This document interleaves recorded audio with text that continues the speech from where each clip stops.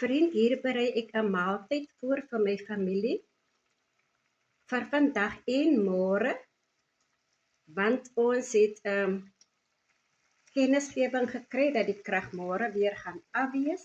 Ons weet nie vir hoe lank nie. Daar is gebraaide aardappels. Hier is perssoet patat. Dit smaak heerlik. Ek het Sondag van dit gekook en ek het besluit om vandag weer te maak.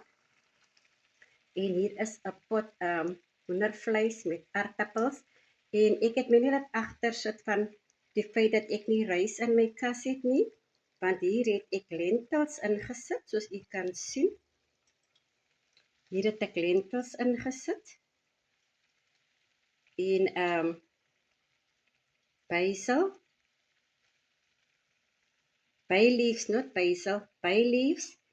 En ja, hoendervleis en dit is lekker souserig. So my ete vir vandag en môre is klaar. Ek sal vir julle die eindresultaat wys wanneer alles saamgesit word om te wys hoe my maaltyd voorberei is vir vandag en môre.